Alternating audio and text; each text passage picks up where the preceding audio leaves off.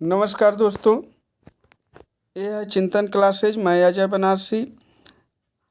हम लोग UGC net के लिए कहानी जो इसमें कहानियाँ लगी हुई हैं, उन कहानियों को हम लोग यहाँ पे कहानियों का वाचन कर रहे हैं। आज कहानी संख्या 8, जो कि इसमें 2 पार्ट हो चुके हैं और आज तीसरे पार्ट को हम लोग आगे बढ़ा रहे हैं। यह कहानी है परिंदे, निर्मल वर्मा कृत। यह कहानी है 1960 में लिखी गई। इसमें 2 पार्ट हम लोग पढ़ चुके हैं। कहानी थोड़ी लंबी थी, इसलिए इसको हम लोगों ने 2-3 पार्ट में करने का प्रयास किया। 2 पार्ट ऑलरेडी हम लोग डाल चुके हैं। इसके साथ ही साथ इसके पहले की लगभग 5-6 कहानियाँ हम लोग कहानियों का पूरा वाचन कर चुके हैं। जो लोग न देखे हों, सारे वीडियो को देख लें। यहाँ से आपको प्रश्न, बहुत ही महत्वपूर्ण प्रश्न मिलेंगे।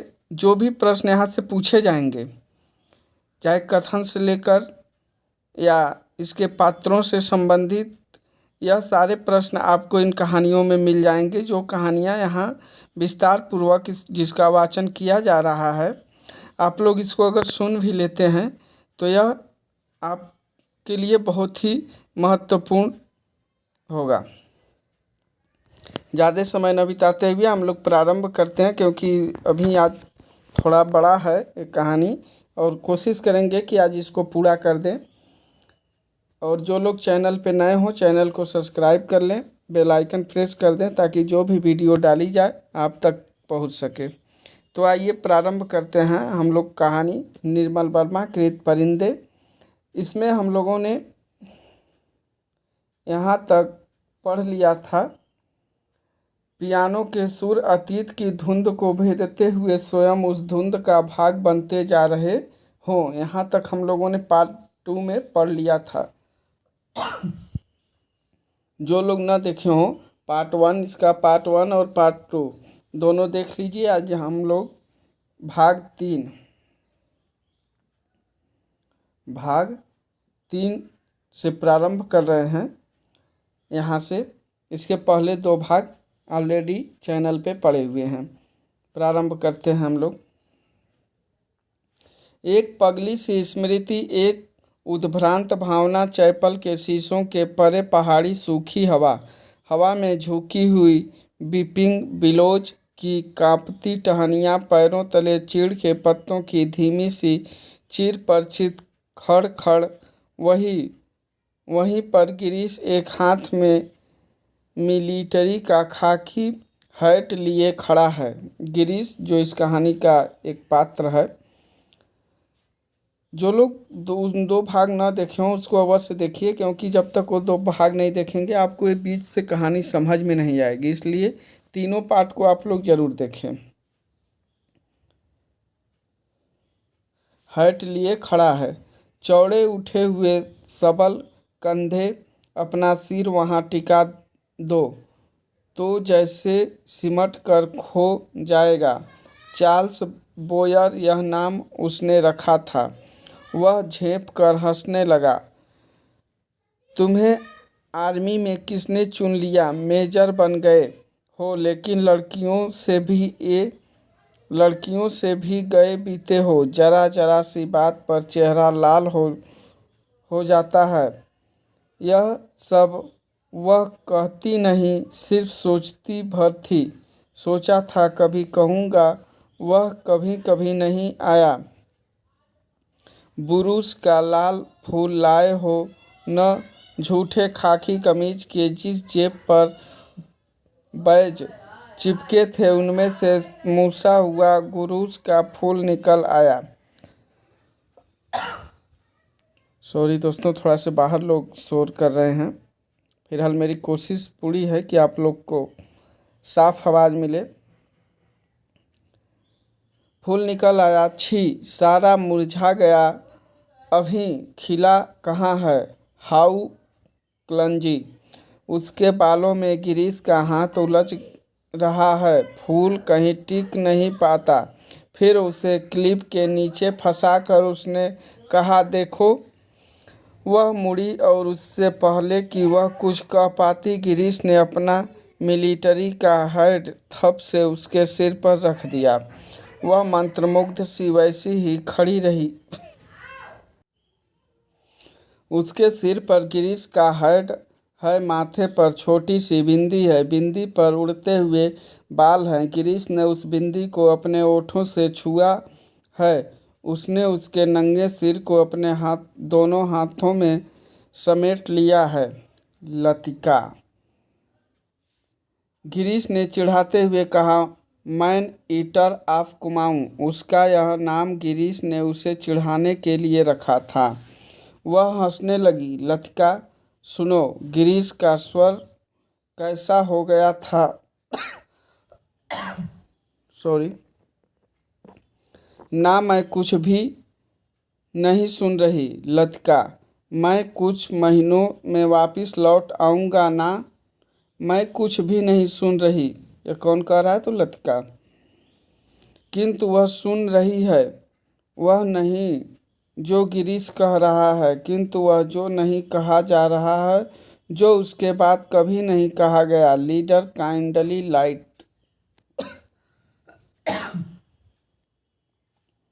आगे देखते हैं। लड़कियों का स्वर पियानो के सुरों में डूबा हुआ गिर रहा है, उठ रहा है। ह्यूबर्ट ने सिर मोड़कर लतिका को निमिष भर देखा।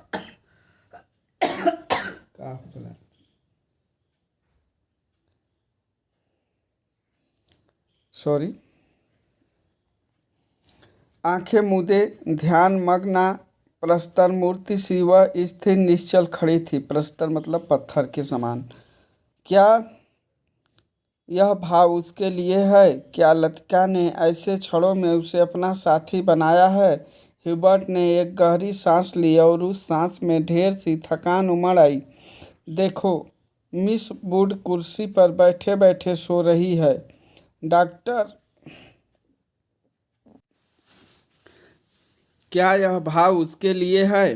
क्या लतिका ने ऐसे क्षणों में उसे अपना साथी बनाया है? ह्यूबर्ट ने एक गहरी सांस ली और उस सांस में ढेर सी थकान उमड़ आई। देखो, मिस वुड कुर्सी पर बैठे बैठे सो रही हैं। डॉक्टर ओठों में ही फुसफुसा गया। यह डॉक्टर का पुराना मजाक था कि मिस वुड प्रार्थना करने के बहाने आंखें मूंदे हुए नींद की झपकियां लेती हैं। फादर एलमंड ने कुर्सी पर फैले अपने गाउन को समेट लिया और प्रेयर बुक बंद करके मिस वुड के कानों में कुछ कहा। पियानो का स्वर क्रमशः मंद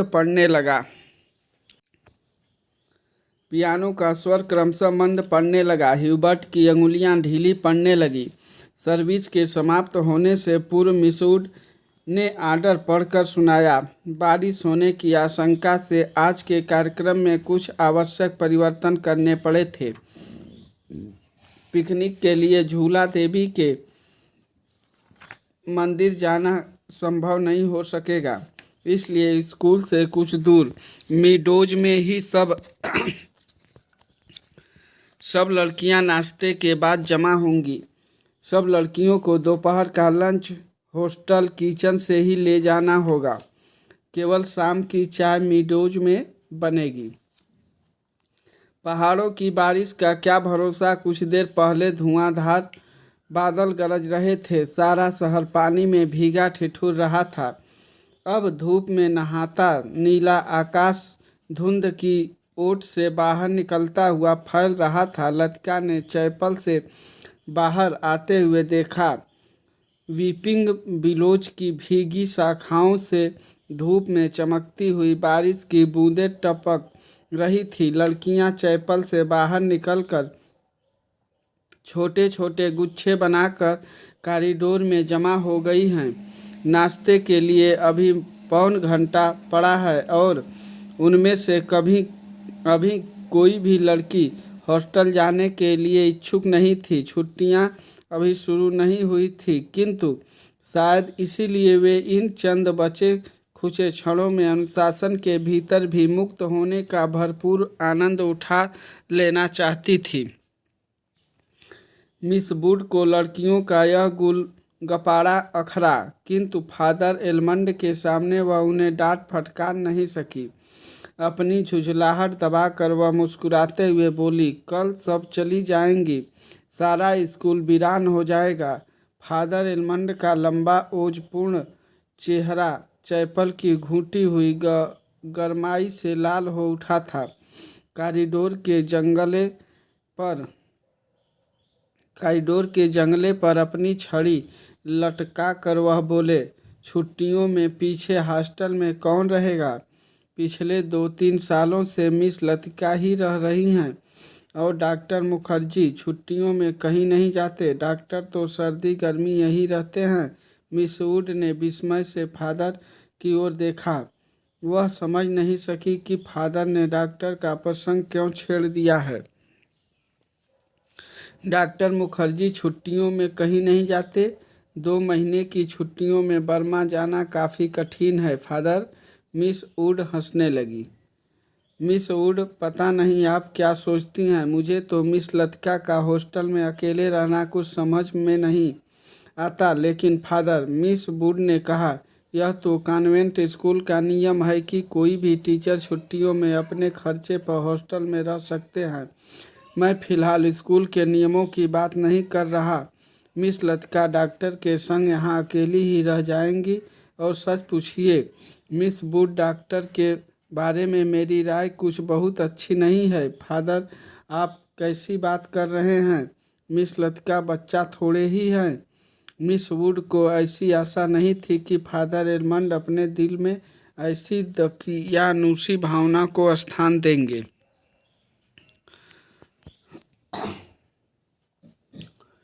फादर एलमंड कुछ हतप्रभ से हो गए। बात पलटते हुए बोले, मिस वुड, मेरा मतलब यह नहीं था। आप तो जानती हैं मिस लतिका और उस मिलिट्री अफसर को लेकर एक अच्छा खासा स्कैंडल बन गया था। स्कूल की बदनामी होने में क्या देर लगती है? वह बेचारा तो अब नहीं रहा। मैं उसे जानती थी फादर। ईश्वर उसकी आत्मा को शांति दे। मिस वुड ने धीरे से अपनी दोनों बाहों से क्रॉस किया। फादर एलमंड को मिस वुड की मूर्खता पर इतना अधिक क्षोभ हुआ कि उनसे आगे और कुछ नहीं बोला गया। डॉक्टर मुखर्जी ने उनकी कभी नहीं पटती थी। डॉक्टर मुखर्जी से उनकी कभी नहीं पटती थी, इसलिए मिस वुड की आंखों में वह डॉक्टर को नीचा दिखाना चाहते थे। किंतु मिस वुड लतिका का रोना ले बैठी।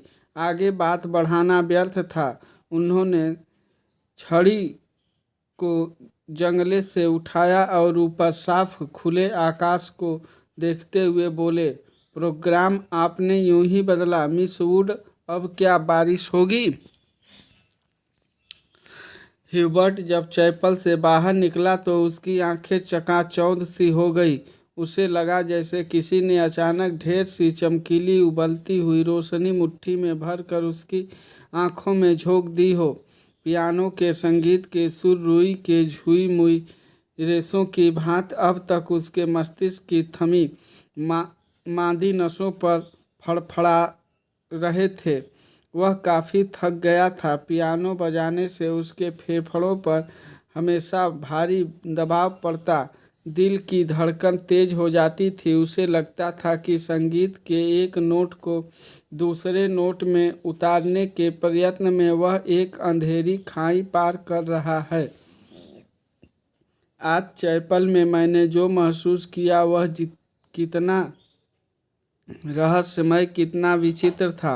ह्यूबर्ट ने सोचा। मुझे लगा पियानो का हर नोट निरंतर खामोशी की अंधेरी खोज से निकलकर बाहर फैली नीली धुंध को काटता तराशता हुआ एक भूला सा अर्थ खींच लाता है।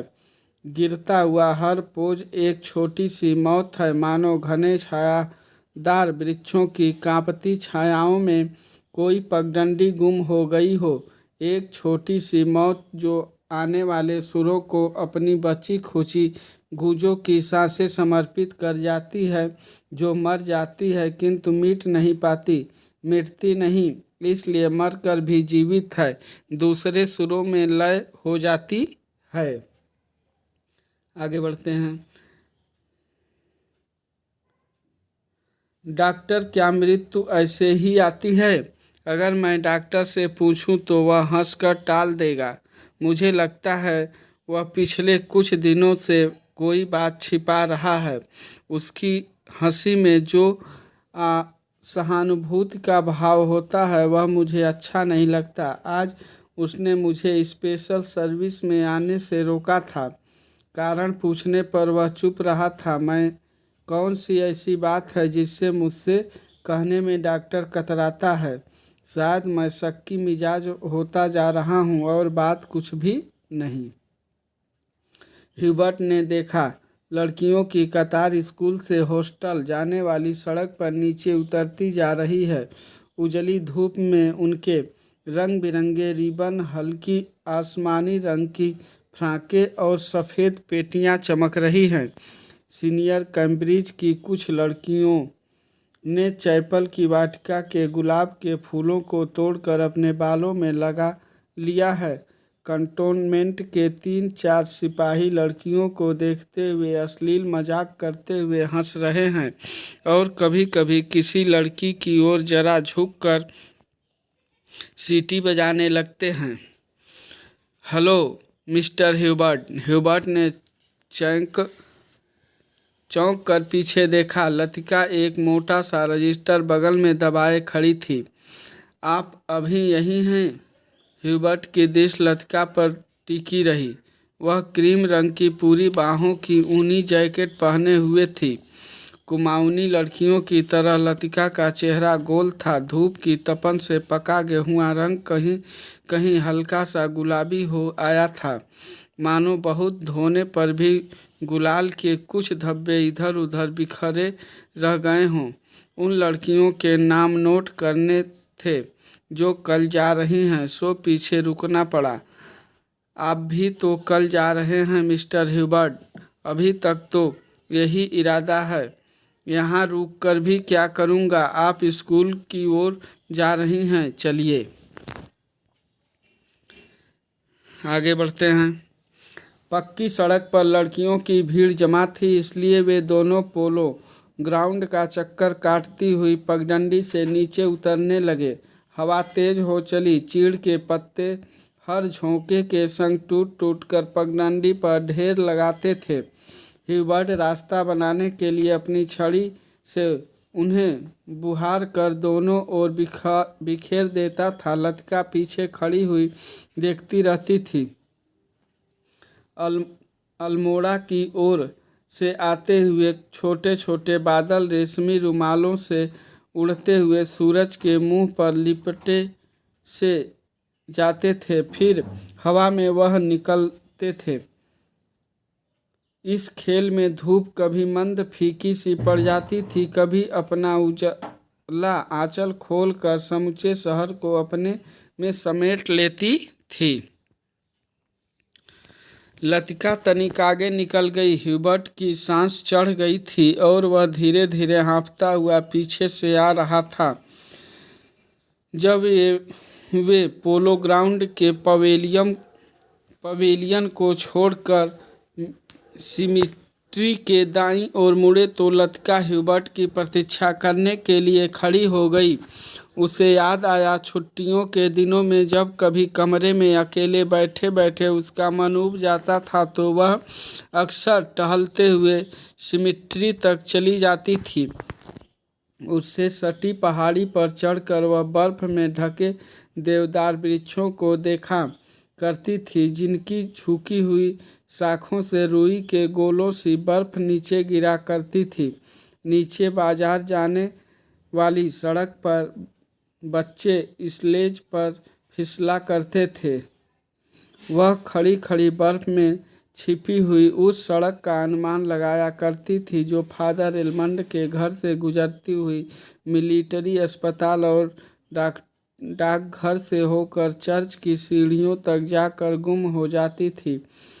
जो मनोरंजन एक दुर्गम पहेली को सुलझाने में होता है, वही लतिका को बर्फ में खोए रास्तों को देखकर निकालने में होता था।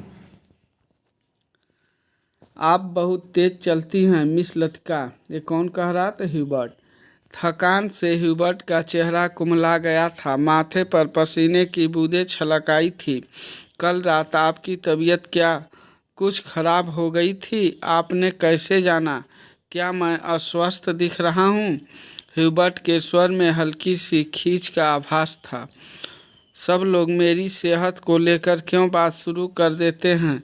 उसने सोचा। नहीं, मुझे तो पता भी नहीं चलता। वह तो सुबह करीमुद्दीन ने बातों ही बातों में जिक्र छेड़ दिया था।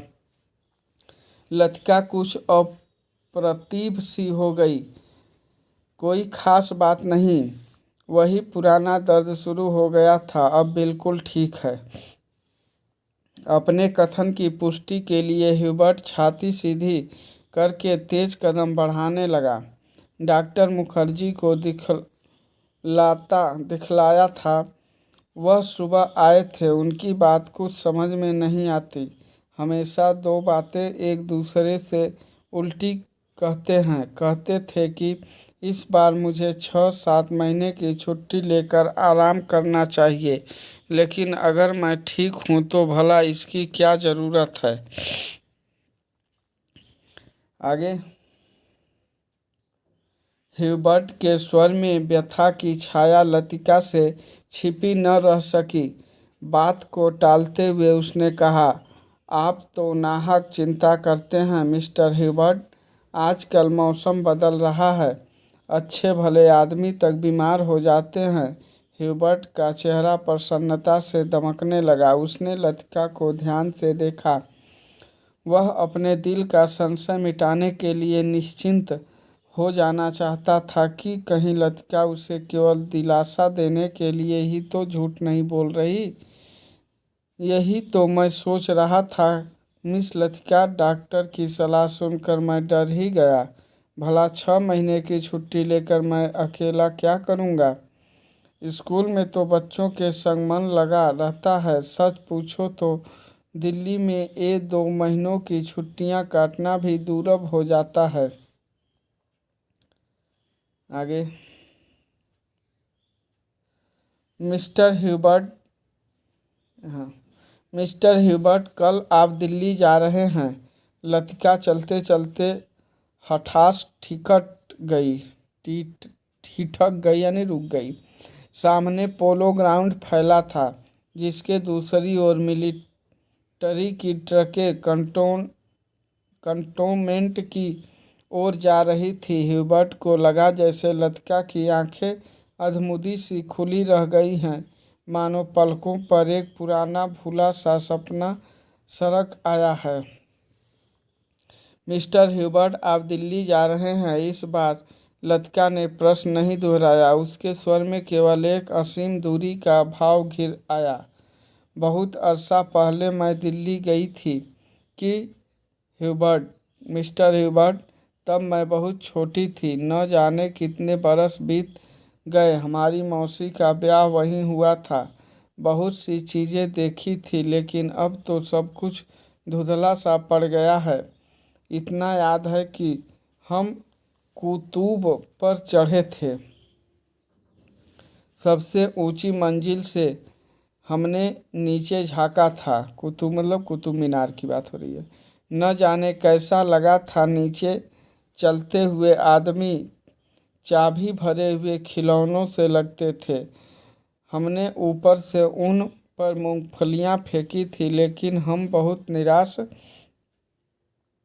हुए थे क्योंकि उनमें से किसी ने हमारी तरफ नहीं देखा। शायद माँ ने मुझे डांटा था और मैं सिर्फ नीचे झांकते हुए डर गई थी। सुना है अब तो दिल्ली इतना बदल गया है कि पहचाना नहीं जाता। तो ये कथन किसका है? तो यह लतिका का कथन है। किससे? मिस्टर ह्यूबर्ट से। आगे। वे दोनों फिर चलने लगे। वे दोनों कौन? तो लतिका और ह्यूबर्ट। हवा का वेग ढीला पड़ने लगा। उड़ते हुए बादल अब सुस्ताने से लगे थे।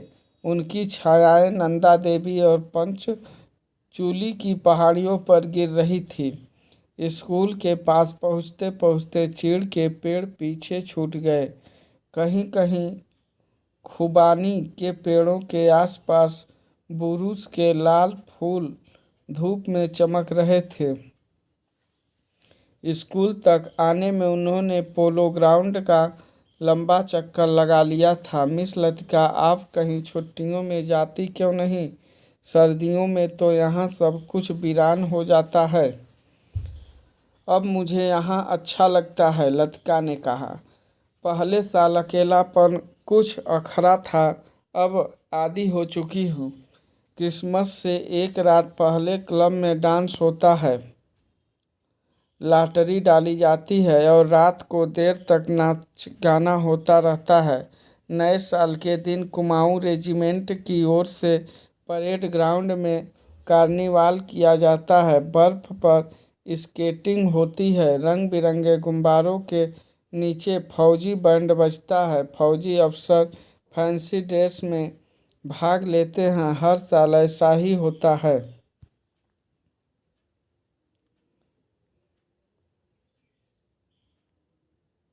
लतिका ने देखा कि ह्यूबर्ट उसकी ओर आतंकित भयाकुल दृष्टि से देख रहा है। वह सीट पिटा कर चुप हो गई। उसे लगा मानो वह इतनी देर से पागल सी अनर्गल प्रलाप कर रही हो। मुझे आप कहना मिस्टर ह्यूबर्ट, कभी कभी मैं बच्चों की तरह बातों में बहक जाती हूँ। मिस लतिका, ह्यूबर्ट ने धीरे से कहा। वह चलते चलते रुक गया था। लतिका ह्यूबर्ट के भारी स्वर से चौंक सी गई। क्या बात है मिस्टर ह्यूबर्ट? वह पत्र, उसके लिए मैं लज्जित हूँ। उसे आप वापस लौटा दें। समझ लें कि मैंने उसे कभी नहीं लिखा था। लतिका कुछ समझ न सकी। दिग्भ्रांत सी खड़ी हुई ह्यूबर्ट के पीले उद्विग्न चेहरे को देखती रही। ह्यूबर्ट ने धीरे से लतिका के कंधे पर हाथ रख दिया। कल डॉक्टर ने मुझे सब कुछ बता दिया। अगर मुझे पहले से मालूम होता तो ह्यूबर्ट हकलाने लगा। मिस्टर ह्यूबर्ट, किंतु लतिका से आगे कुछ भी नहीं कहा गया। उसका चेहरा सफ़ेद हो गया था। दोनों चुपचाप कुछ देर तक स्कूल के गेट के बाहर खड़े रहे। मीडोज, पगडंडियों, पत्तों, छायाओं से घिरा छोटा सा द्वीप, मानो कोई घोंसला दो हरी घाटियों के बीच आ दबा हो। भीतर घूमते ही पिकनिक के काले आग से झुलसे हुए पत्थर, अधजली टहनियाँ, बैठने के लिए बिछाए गए पुराने अखबारों के टुकड़े इधर उधर बिखरे हुए दिखाई दे जाते हैं।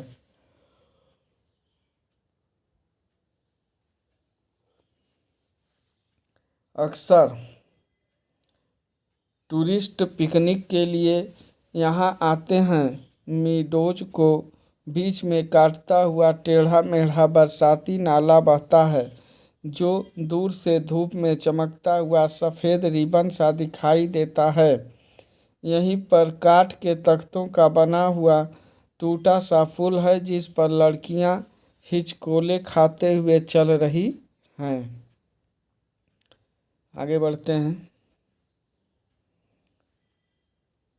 डॉक्टर मुखर्जी, आप तो सारा जंगल जला देंगे। मिस वुड ने अपनी ऊंची एड़ी के सैंडल से जलती हुई दिया सलाई को दबा डाला, जो डॉक्टर ने सिगार सुगलाकर चीड़ के पत्तों के ढेर पर फेंक दी थी। वे नाले से कुछ दूर हटकर चीड़ के दो पेड़ों से गुथी हुई छाया के नीचे बैठे थे। उनके सामने एक छोटा सा रास्ता नीचे पहाड़ी गांव की ओर जाता था।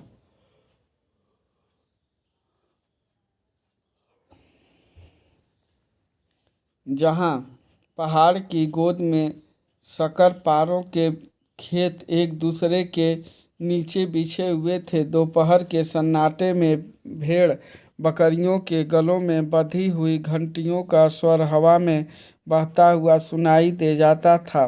घास पर लेटे लेटे डॉक्टर सिगार पी रहे थे। जंगल की आग कभी देखी है मिस वुड? एक अलमस्त नशे की तरह धीरे धीरे फैलती जाती है। आपने कभी देखा है डॉक्टर? मिस वुड ने पूछा। मुझे तो बड़ा डर लगता है। बहुत साल पहले शहरों को जलते हुए देखा था। डॉक्टर लेटे हुए आकाश की ओर ताक रहे थे। एक एक मकान ताश के पत्तों की तरह गिरता जाता। दुर्भाग्यवश ऐसे अवसर देखने में बहुत कम आते हैं।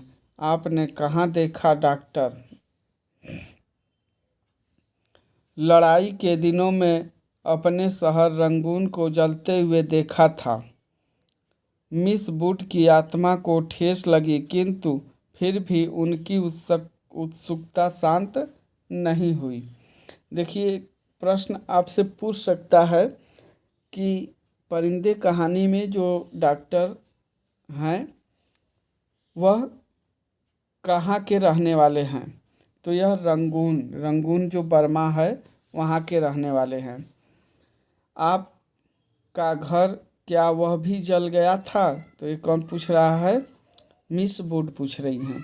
डॉक्टर कुछ देर तक चुपचाप लेटा रहा। हम उसे खाली छोड़कर चले आए थे, मालूम नहीं बाद में क्या हुआ। अपने व्यक्तिगत जीवन के संबंध में कुछ भी कहने में डॉक्टर को कठिनाई महसूस होती थी। डॉक्टर, क्या आप कभी वापस बर्मा जाने की बात नहीं सोचते? डॉक्टर ने अंगड़ाई ली और करवट बदल कर औंधे मुंह लेट गए। उनकी आंखें मूंद गई और माथे पर बालों की लटें झूल आईं। सोचने से क्या होता है मिस वुड? जब बर्मा में था तब क्या कभी सोचा था कि यहाँ आकर उम्र काटनी होगी? लेकिन डॉक्टर, कुछ भी कह लो, अपने देश का सुख कहीं और नहीं मिलता। यहाँ तुम चाहे कितने वर्ष रह लो, अपने को हमेशा अजनबी ही पाओगे। डॉक्टर ने सिगार के धुएं को धीरे धीरे हवा में छोड़ दिया। दरअसल अजनबी तो मैं वहाँ भी समझा जाऊँगा मिस वुड। इतने वर्षों बाद मुझे कौन पहचानेगा? इस उम्र में नए सिरे से रिश्ते जोड़ना काफ़ी सिरदर्द का काम है। कम से कम मेरे बस की बात नहीं। लेकिन डॉक्टर, आप कब तक इस पहाड़ी कस्बे में पड़े रहेंगे? इसी देश में रहना है तो किसी बड़े शहर में प्रैक्टिस शुरू कीजिए। प्रैक्टिस बढ़ाने के लिए कहाँ कहाँ भटकता फिरूंगा मिस वुड। जहाँ रहो वहीं मरीज मिल जाते हैं। यहाँ आया था कुछ दिनों के लिए, फिर मुद्दत हो गई और टिका रहा। जब कभी भी उबेगा कहीं चला जाऊंगा। जड़ें कहीं नहीं जमती तो पीछे भी कुछ नहीं छूट जाता। मुझे अपने बारे में कोई गलतफहमी नहीं है मिस वुड, मैं सुखी हूँ।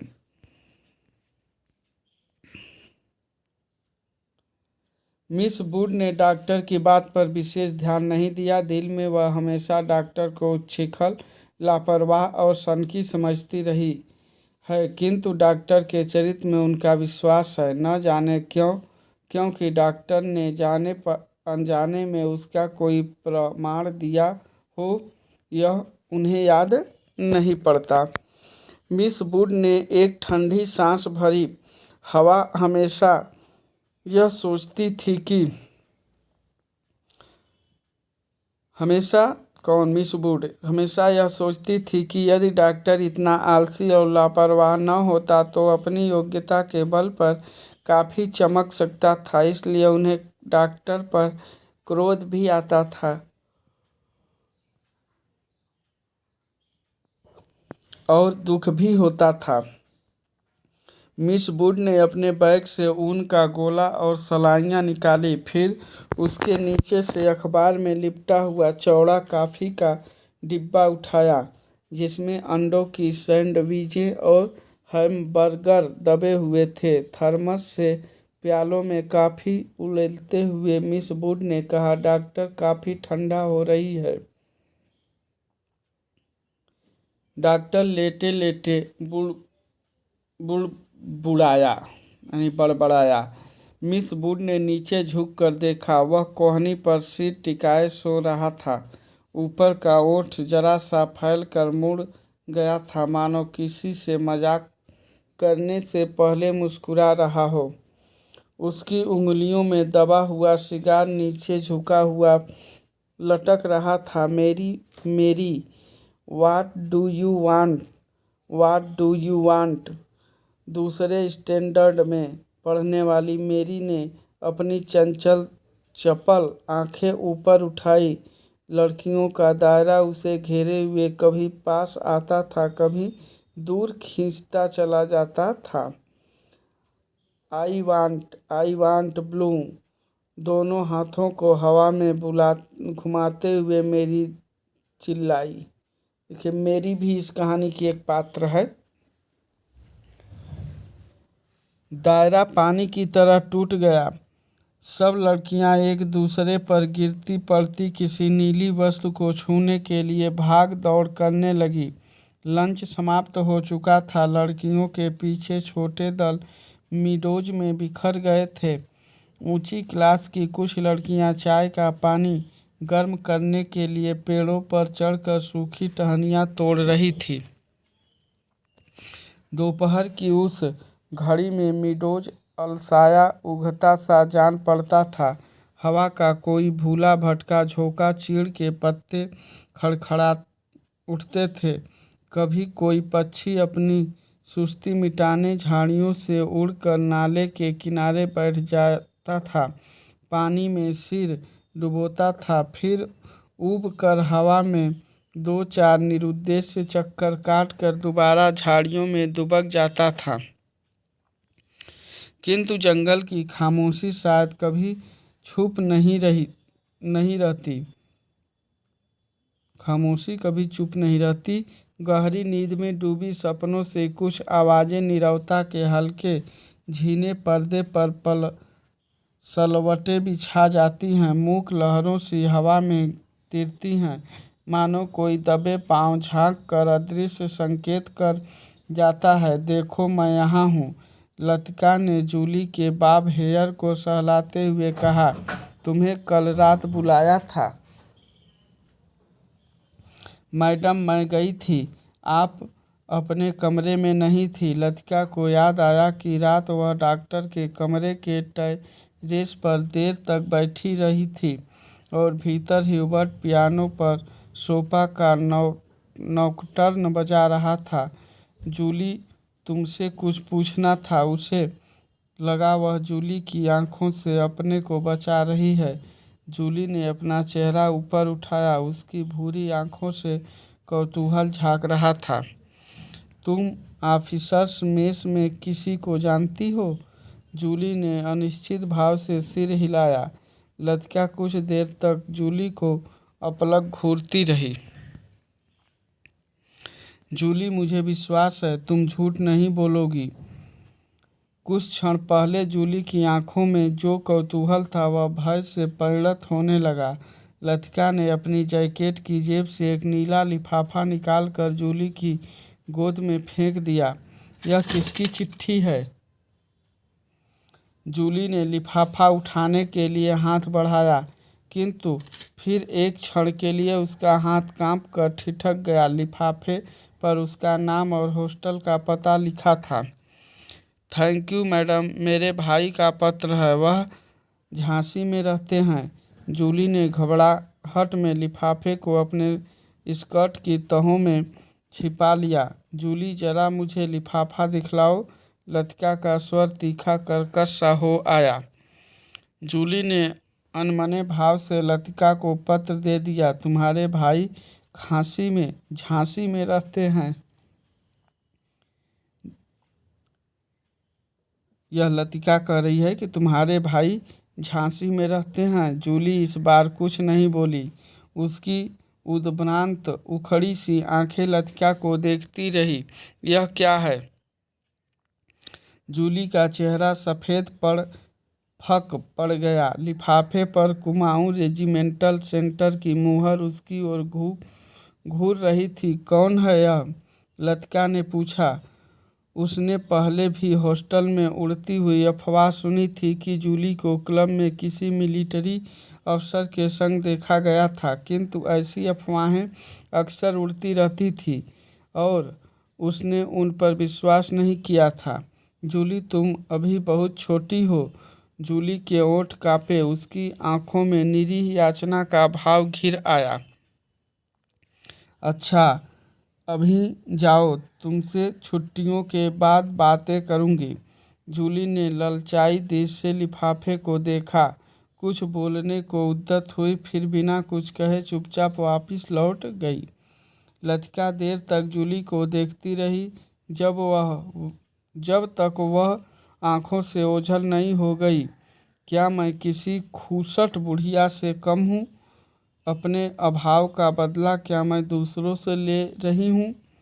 शायद, कौन जाने, शायद जूली का यह प्रथम परिचय हो उस अनुभूति से जिसे कोई भी लड़की बड़े चाव से संजो कर संभाल कर अपने में छिपाए रहती है। वह अनिर्वचनीय सुख जो पीड़ा लिए है, पीड़ा और सुख को डुबोती हुई उमड़ते ज्वर की खुमारी जो दोनों को अपने में समो लेती है। एक दर्द जो आनंद से उपजा है और पीड़ा देता है। यही इसी देवदार के नीचे उसे भी यही लगा था जब गिरीश ने पूछा था, तुम चुप क्यों हो? वह आंखें मूंदे सोच रही थी। सोच कहाँ रही थी, जी रही थी। उस क्षण को जो भय और विस्मय के बीच भींचा था, बहका सा पागल क्षण।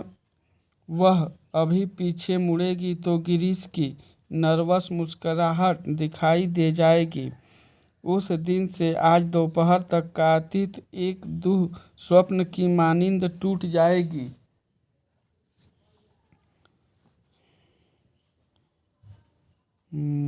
टूट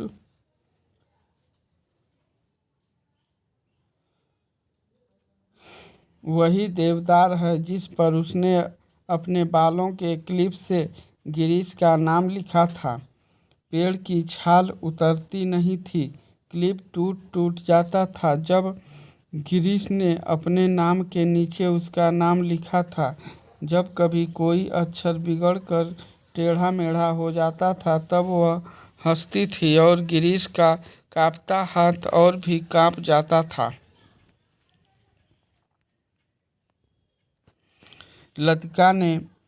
लतिका को लगा कि जो वह याद करती है वही भूलना भी चाहती है, लेकिन जब सचमुच भूलने लगती है तब उसे भय लगता है कि जैसे कोई उसकी किसी चीज़ को उसके हाथों से छीने लिए जा रहा है, ऐसा जो सदा के लिए खो जाएगा। बचपन में जब कभी वह किसी खिलौने को खोज देती थी तो वह गुमसुम सी होकर सोचा करती थी, कहाँ रख दिया मैंने। जब बहुत दौड़ धूप करने पर खिलौना मिल जाता तो वह बहाना करती कि अभी उसे खोज ही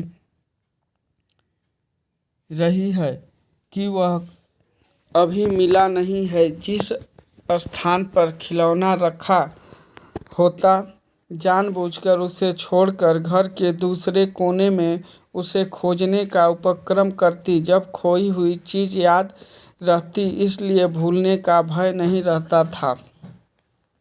आज वह उस बचपन के खेल का बहाना क्यों नहीं कर पाती? बहाना शायद करती है, उसे याद करने का बहाना जो भूलता जा रहा है। दिन महीने बीत जाते हैं और वह उलझी रहती है अनजाने में। गिरीश का चेहरा धुंधला पड़ता जाता है। याद वह करती है, किंतु जैसे किसी पुराने तस्वीर के। तो ये बहुत महत्वपूर्ण पैराग्राफ नहीं है, हम लोग आगे बढ़ते हैं। हाँ, इसको देखिए। मिस वुड लड़कियों की टोली के संग आगे निकल गई। मीडोज से पक्की सड़क तक 3-4 फर्लांग की चढ़ाई थी। लतिका हाँफने लगी। डॉक्टर मुखर्जी सबसे पीछे आ रहे थे। लतिका के पास पहुंचकर वह ठिठक गए। डॉक्टर ने दोनों घुटनों को जमीन पर टेकते हुए सिर झुकाकर एलिजाबेथ योगिन अंग्रेजी में कहा, मैडम, आप इतनी परेशान क्यों नज़र आ रही हैं? और डॉक्टर की नाटकी मुद्रा को देखकर लतिका के ओठों पर एक थकी सी ढीली ढीली मुस्कुराहट बिखर गई। प्यास के मारे गला सूख रहा है और यह चढ़ाई है कि ख़त्म होने में नहीं आती। डॉक्टर ने अपने कंधे पर लटकते हुए थर्मस को उतार कर लतिका के हाथों में देते हुए कहा, थोड़ी सी काफ़ी बची है, शायद कुछ मदद कर सके। पिकनिक में तुम कहाँ रह गए डॉक्टर? कहीं दिखाई नहीं दिए। दोपहर भर सोता रहा मिस वुड के संग। मेरा मतलब है कि मिस वुड पास बैठी थी। मुझे लगता है मिस वुड मुझसे मोहब्बत करती हैं। कोई भी मजाक करते समय डॉक्टर अपनी मूँछों के कोनों को चबाने लगता है। क्या कहती थी? लतिका ने थर्मस से कॉफ़ी को मुंह में उड़े लिया। शायद कुछ कहती, लेकिन बदकिस्मती से बीच में ही मुझे नींद आ गई। मेरी ज़िंदगी के कुछ खूबसूरत प्रेम प्रसंग कमबख्त इसी नींद के कारण अधूरे रह गए। और इस दौरान में जब दोनों बातें कर रहे थे, उनके पीछे मीडोज और मोटर रोड के संग चढ़ती हुई चीड़ और बाज के वृक्षों की कतारें सांस के पिघलते अंधेरे में डूबने लगा। मानो प्रार्थना करते हुए उन्होंने चुपचाप अपने सिर नीचे झुका लिए हों। इन्हीं पेड़ों के ऊपर बादलों में गिरजे का आकाश कहीं उलझा पड़ा था। तो आगे बढ़ते हम लोग महत्वपूर्ण जो पैराग्राफ है उसी को देखते हैं।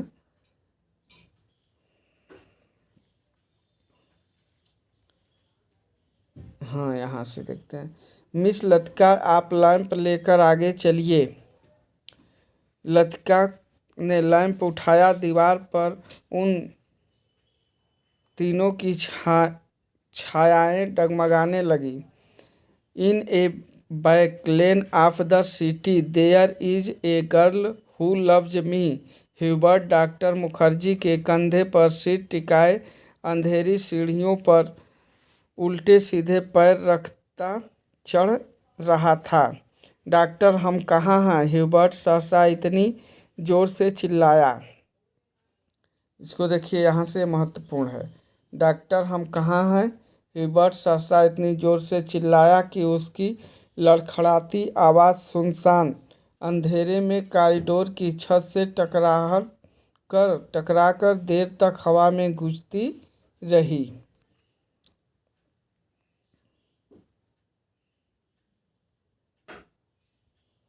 इसको देखिए। आज दिन भर, यहाँ से देखिए, आज दिन भर बादल छाए रहे लेकिन खुलकर बारिश नहीं हुई। क्रिसमस तक शायद मौसम ऐसा ही रहेगा। कुछ देर तक दोनों चुपचाप खड़े रहे। कॉन्वेंट स्कूल के बाहर फैले लॉन से झिंगुरों का अनवरत स्वर चारों ओर फैली निस्तब्धता को और भी अधिक घना बना रहा था। कभी कभी ऊपर मोटर रोड पर किसी कुत्ते की रिरियाती सुनाई पड़ जाती थी। डॉक्टर, कल रात आपने मिस्टर ह्यूबर्ट से कुछ कहा था मेरे बारे में। ये कौन कह रहा है? तो यह लतिका, वही जो सब लोग जानते हैं और ह्यूबर्ट जिसे जानना चाहिए था, नहीं जानता था। डॉक्टर ने लतिका की ओर देखा। वह जड़वत अविचलित रेलिंग पर झुकी हुई थी। वैसे हम सबकी अपनी अपनी जिद होती है। कोई छोड़ देता है, कोई आखिरी तक उससे चिपका रहता है। बहुत महत्वपूर्ण, यहाँ से इस लाइनों को आप लोग ध्यान दीजिएगा। डॉक्टर मुखर्जी अंधेरे में मुस्कुराए।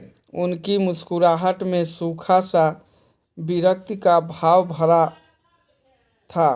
कभी कभी मैं सोचता हूँ कि लतिका किसी चीज़ को न जानना यदि गलत है तो जानबूझकर न भूल पाना हमेशा जोक की तरह उससे लिपटे रहना यह भी गलत है। बर्मा से आते हुए मेरी पत्नी की मृत्यु हुई थी। मुझे अपनी ज़िंदगी बेकार सी लगती थी। आज इस बात को अरसा गुजर गया और जैसा आप देखती हैं मैं जी रहा हूँ। उम्मीद है कि काफ़ी अरसा और जीऊँगा। ज़िंदगी काफ़ी दिलचस्प लगती है और यदि उम्र की मजबूरी न होती तो शायद मैं दूसरी शादी करने में भी न हिच हिच हिच हिचकता। देखिए, ऐसा शब्द है कि हम भी हिचकने लग रहे हैं। इसके बावजूद कौन कह सकता है कि मैं अपनी पत्नी से प्रेम नहीं करता था। आज भी करता हूँ, लेकिन डॉक्टर लतिका का गला रूंध आया था। क्या miss Latika dot dot dot और आगे कुछ कहना चाहती लेकिन रुक जाती है। डॉक्टर, सब कुछ होने के बावजूद वह क्या चीज़ है जो हमें चलाए चलती है। हम रुकते हैं तो भी अकेले अपने रेले में वह हमें घसीट ले जाती है। लतिका को लगा कि वह जो कहना चाह रही है कह नहीं पा रही है, जैसे अंधेरे में कुछ खो गया है। जो मिल नहीं पा रहा शायद कभी नहीं मिल पाएगा। यह तो आपको फादर एलमंड ही बता सकेंगे मिस लतिका। डॉक्टर की खोखली हंसी में उनका पुराना सनकीपन उभर आया था। अच्छा, चलता हूँ मिस लतिका, मुझे काफ़ी देर हो गई है। डॉक्टर ने दिया सलाई जलाकर घड़ी को देखा। Good night miss Latika. Good night doctor. Doctor के जाने पर लतिका कुछ देर तक अंधेरे में रेलिंग से सटी खड़ी रही। हवा चलने से कॉरिडोर में जमा हुआ कोहरा सिहर उठता था। शाम को सामान बांधते हुए लड़कियों ने अपने अपने कमरे के सामने जो पुरानी कापियों, अखबारों और रद्दी के ढेर लगा दिए थे वे सब अब अंधेरे कॉरिडोर में हवा के झोंकों से इधर उधर बिखरने लगे थे। लतिका ने लैंप उठाया और अपने कमरे की ओर जाने लगी। कॉरिडोर में चलते हुए उसने देखा जूली के कमरे में प्रकाश की एक पतली रेखा दरवाजे के बाहर खींच आई है। लतिका को कुछ याद आया। वह कुछ क्षणों तक सांस रोके जूली के कमरे के बाहर खड़ी रही। कुछ देर बाद उसने दरवाज़ा खटखटाया। भीतर से कोई आवाज़ नहीं आई। लतिका ने दबे हाथों से हल्का सा धक्का दिया। दरवाज़ा खुल गया। जूली लैंप बुझाना भूल गई थी। लतिका धीरे धीरे दबे पांव जूली के पलंग के पास चली आई। जूली का सोता हुआ चेहरा लैंप के फीके आलोक में पीला सा दिख रहा था। लतिका ने अपनी जेब से वही नीला लिफाफा निकाला और उसे धीरे से जूली के तकिए के नीचे दबाकर रख दिया। इस प्रकार से यह कहानी समाप्त हुई। परिंदे जो निर्मल वर्मा द्वारा लिखित यह कहानी, इसको हम लोगों ने 3 भाग में पूरा कवर किया। जो लोग उन 2 भाग को न देखे हों अवश्य उस दोनों भाग को देख लें। जब तक आप शुरू से नहीं देखेंगे आपको कहानी समझ में नहीं आएगी, तो आप उन दोनों भाग को देखें। इसके साथ ही साथ UPHSC असिस्टेंट प्रोफेसर के लिए फर्स्ट पेपर हम लोग चला रहे हैं, जिसमें से 28 प्रैक्टिस सेट हम लोग कर चुके हैं और वहाँ पे सारे प्रश्न बहुत ही महत्वपूर्ण हैं, तो आप लोग उसको भी देख सकते हैं। और हम लोग अब फिर नेक्स्ट वीडियो में नेक्स्ट कहानी को लेकर के आएंगे। तब तक के लिए आप लोग पढ़ते रहिए, मस्त रहिए। आज के लिए बस इतना ही। जो लोग चैनल पे नए हों चैनल को सब्सक्राइब कर लें और बेल आइकन प्रेस कर लें, ताकि जो भी वीडियो डाली जाए वह आप तक पहुंच सके। धन्यवाद। Thank you.